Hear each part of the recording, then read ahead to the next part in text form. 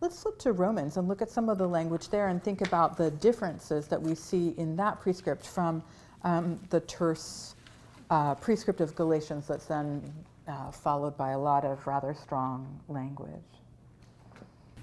Well, just one sort of more broad shift I think we should note, even though you've mentioned it earlier on in our discussion, is just that he seems to have some sort of more intimate familiarity with the community in Galatia.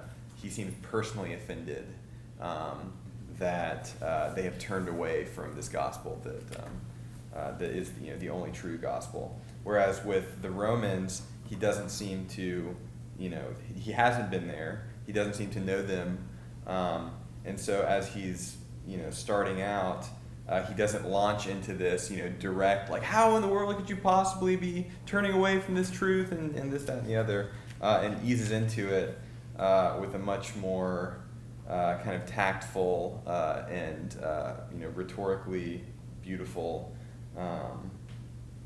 introduction. So it seems that here he borrows on some of the logic that occurred in Galatians as well. This notion of, I guess, things being destined to happen, things being meant to happen. So what was said beforehand and things happening in fulfillment of. So he was set apart before he was born, is what he says in Galatians. And here he talks about, the gospel that was also set apart, which was promised beforehand. Yeah, I really appreciate that. So there's a script, there's a narrative in history that's already been set forth. In Galatians, Paul draws on the language of Isaiah to talk about the way in which he was called from his mother's womb, a language not of conversion to Christianity, a term that didn't exist yet, but a language of call and of revelation.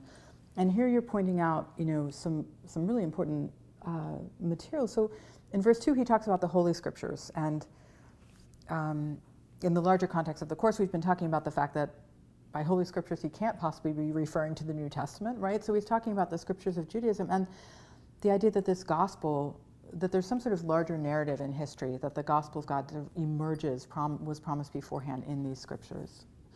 It's driving him and this larger story in the way in which he sets himself up.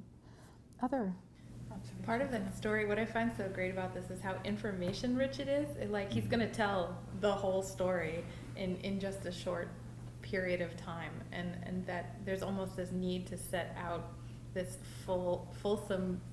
the fulsomeness of his knowledge right at the beginning. And so not only is he referencing the prophets and the Holy Scriptures, he's describing the Son who's descended from David according to the flesh, and then he's talking about the resurrection, and then he's talking about what the implications of that are for the community through whom we have received grace and apostleship to bring about the obedience of faith among all the Gentiles. So it really has the entire story of history, including the entire story of the Jewish tradition and Jewish scriptures, tied up all the way up to his personal story, all the way in there.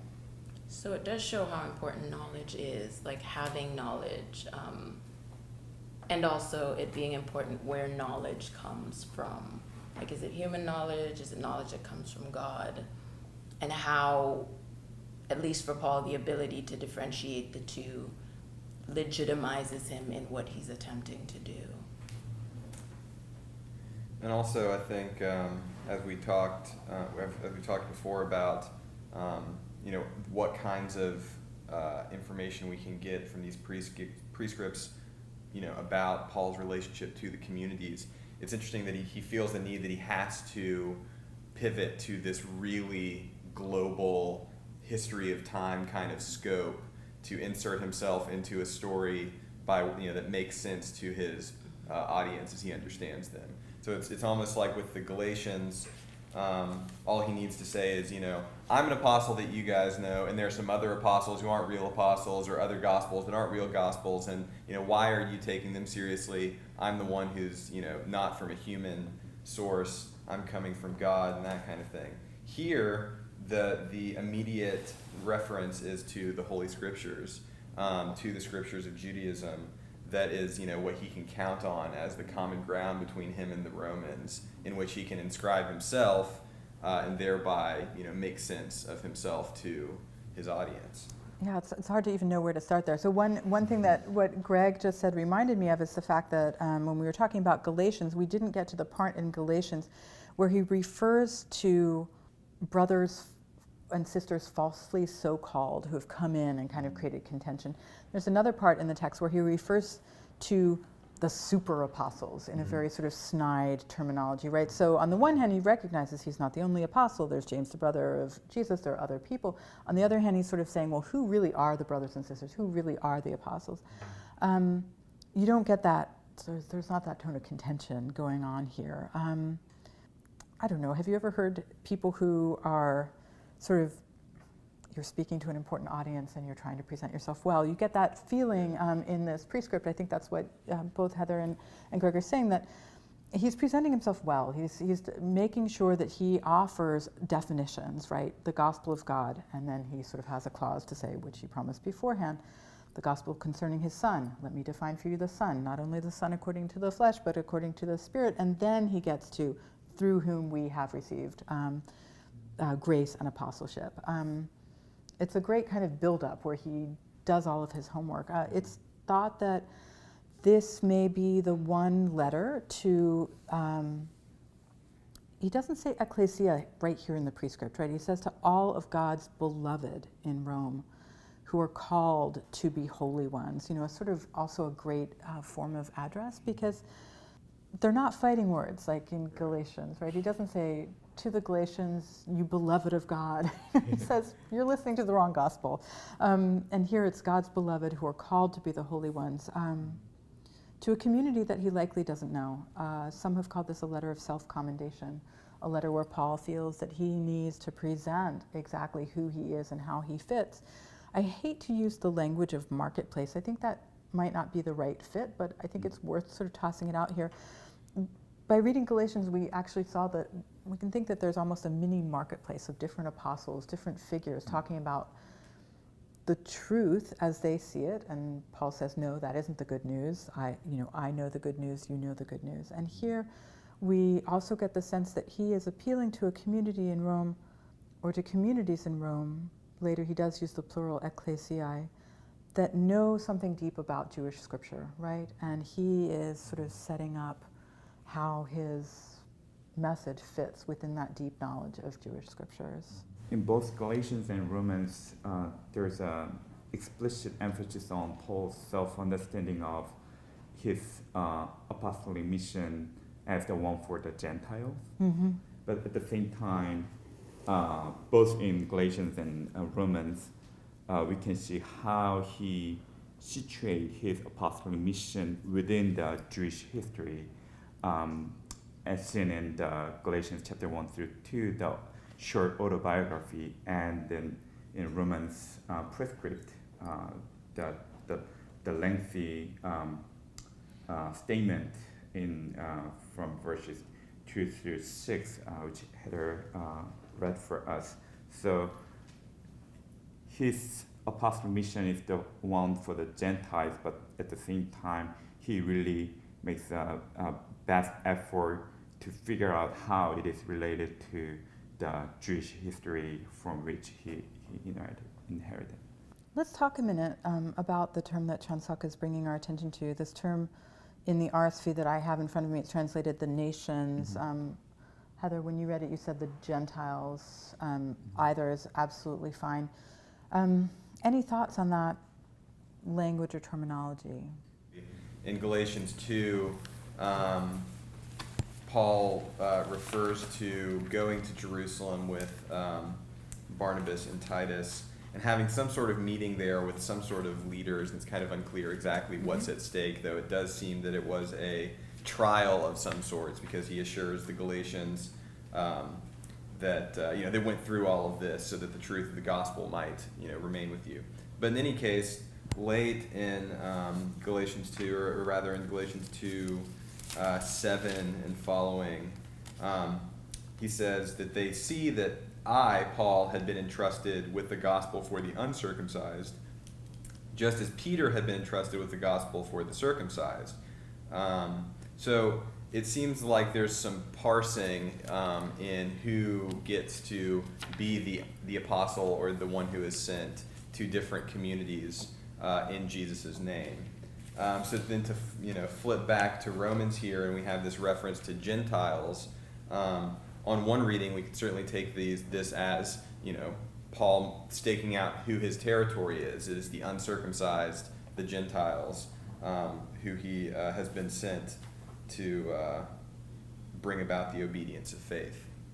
Greg has brought up the fact that there's a sort of coding going on here, that the gospel to the circumcised is the gospel to Jews who are circumcised. They're not the only people in antiquity who are circumcised, and of course Jewish women are not circumcised, but it's a kind of code language, right? Mm-hmm. Versus the gospel of the uncircumcised, which is mentioned in Galatians, or the gospel of the Gentiles. So Gentiles comes from the Latin gens, right, or nations.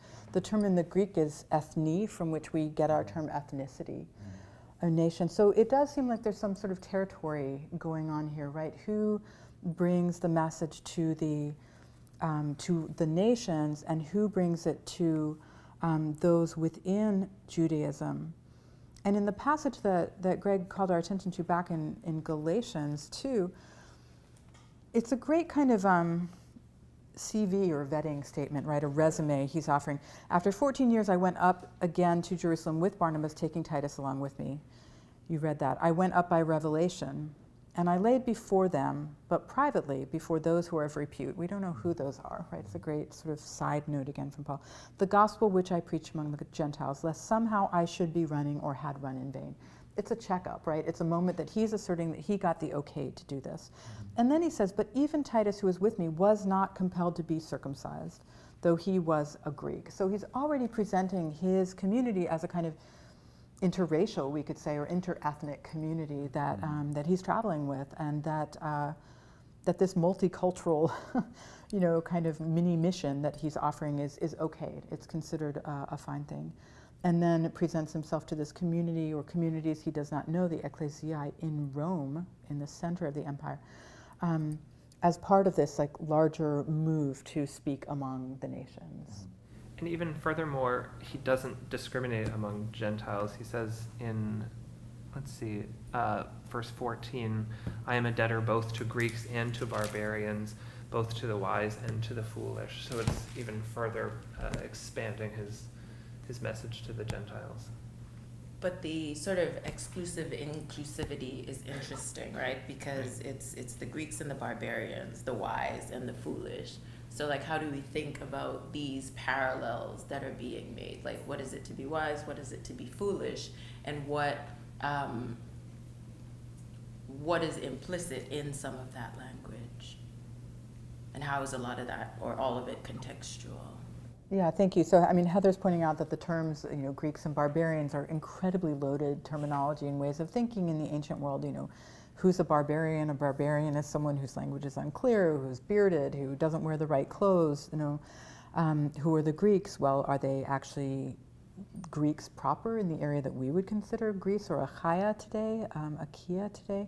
Are they anyone who speaks Greek, who sort of speaks the koine of the empire? Who's wise? Who's foolish? Who gets to pick? He speaks to the Greeks and the barbarians, the wise and the foolish, and then I'm eager to preach the gospel to you also who are in Rome, right? It's a great moment. And then he hits in verse 16 really his thesis on Romans, the power of the gospel for the Jew first, he says, and also to the Greek.